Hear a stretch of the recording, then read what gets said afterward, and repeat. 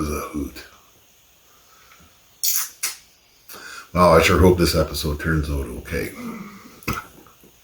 Good morning, everybody. I'm Barrett. Welcome to an EOH special that we've dubbed over the years, Make War Not Love.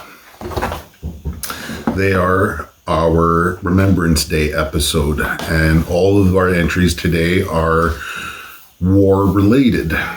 So if that's something that's not your jam, you might want to watch another video or stop watching this one. This is a little more somber and a little bit more depressing.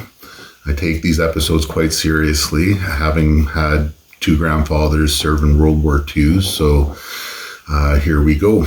Our first entry is a series that the BBC originally released, but I watched it on Prime Video. It's about the formation of one of their most formidable, and by they I mean the British, one of their most formidable fighting forces, the SAS, was formed in North Africa to counteract Rommel and his Africa Corps from reaching the Suez Canal. It's got some amazing acting and over-the-top, bizarre fucking action, and it's all inspired by true events. So you can take it with a grain of salt if you want to, but my father watched this series, and he's one of the pickiest bastards you'll ever meet, and he fucking loved this show because he felt that it was really historically accurate. And after having watched it, I think I have to agree with him. So here we go. By the way, I should mention its rating is 16 plus. The violence isn't crazy, but you know it is there, and there's a lot of swearing and some nudity. So just be prepared for that. And here we go. Here's the trailer for it.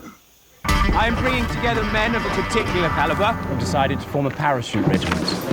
This is the uniform of your new regiment, the SAS. The war is in the balance. Why do you want to fight in the desert, Dave? Well, just looking on fascists, sir. You're hired. I am a long shot, but at least I am a shot. We will destroy more enemy airplanes on the ground than the RAF will destroy in the air. Let the games begin. Who dares wins, and we will continue to dare. Forgot Sophia Botelli was in 10. this. Welcome to the SAS.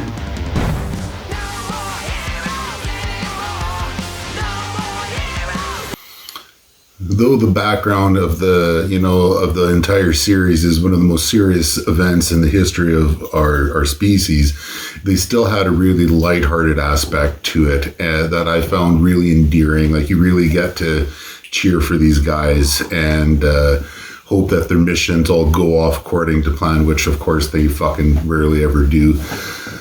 From beginning to end, I thought it was an excellent series. I'm going to give it a 9.5 out of 10. It was close to being perfect. It was it was really, really good. I loved it, and I hope you decide to watch it.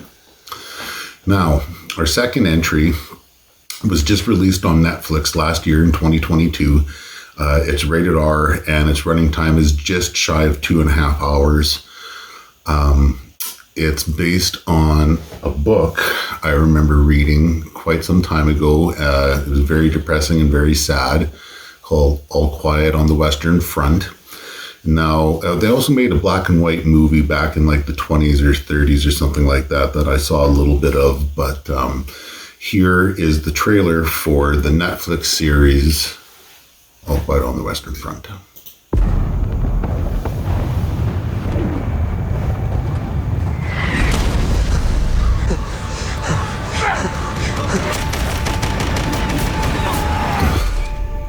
The show is very graphic.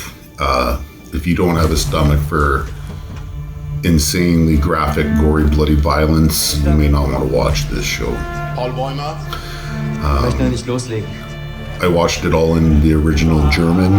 If you don't like subtitles, I'm sure there's a way to watch it dubbed, but you'll be missing out if you do, in my opinion. Yeah, it's about this kid who goes off to war marching with a smile on his face and quickly finds out that trench warfare is not exactly the nicest thing in the world to deal with. And it's about the friendship that he forms with some people and the tragedy of what happens to them. Wieder mehr als 40.000 Tote. It's all from the viewpoint of the Germans, which is quite a departure from most war films. Im Namen der Menschlichkeit, ich bitte Sie um den Waffenstillstand. Vous avez 72 heures pour accepter nos conditions. Ich werde nicht kapitulieren.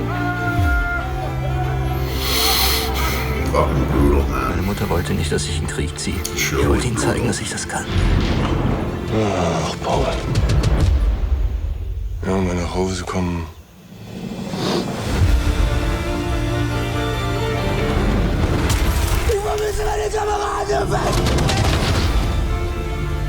Heart-wrenching. Schließen wir Frieden. Ich hab Angst vor dem, was kommt. Du musst jetzt tapfer sein. Für die, die es nicht geschafft haben. Für uns alle.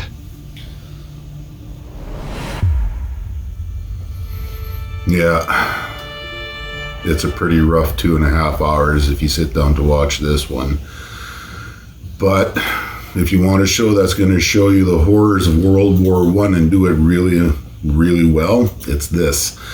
I give All Quiet on the Western Front a 10 out of 10. It's probably the best war movie I've watched in a while. It was amazing. They did a great job adapting it from the novel. I know, like I say, because I read it. So, yeah, it gets 2 thumbs up from Barrett.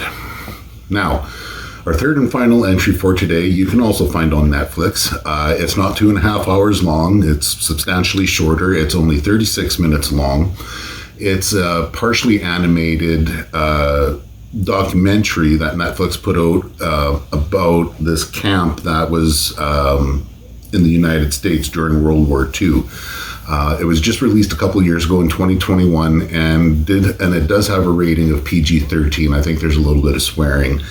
But what's going on in I'm not going to talk during this trailer, so I'm just going to tell you a little bit right now. It's about high official Nazis being captured by Americans and being shipped back to the States, where they were in this high security camp, and the government chose to assign only Jews to the detail of guarding these Nazis.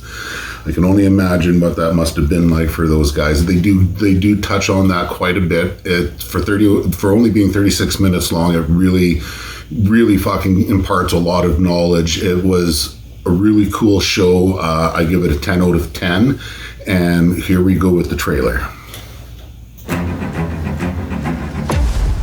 The first memory I have is when we were told we were going to be taken to the 1142. I really like the It was not a very military camp. Here you have no rank, no titles. You can't tell anybody what you do. This was a secret operation. It took a few weeks to be told Nazis were going to be there. As a Jewish refugee from Europe, that's just about as bizarre an assignment as you could get. But somebody thought that it could serve a purpose to be nice to them. What were you told that your job was going to be? Getting intelligence, which would help the United States. Rocket scientists who were essential to the Nazi war effort, now becoming essential to our war effort.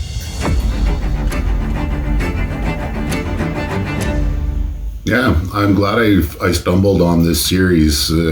Netflix has got a really big rabbit hole for just about any genre that you might be interested in. That's why so much of our content's stuff I watch on Netflix. I really find Disney and Prime to be kind of constrictive with their content, and Netflix just seems to have a lot more, so that's why I watch so much on it.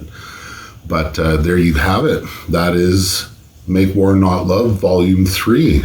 Like I say, I don't know if you'll exactly enjoy some of these shows if you decide to give them a shot, but they are certainly informational and they are entertaining. So with that, I'd like to say peace out. And if you liked what you saw here today, please like and subscribe to the channel. All right, take care and have yourself a great day.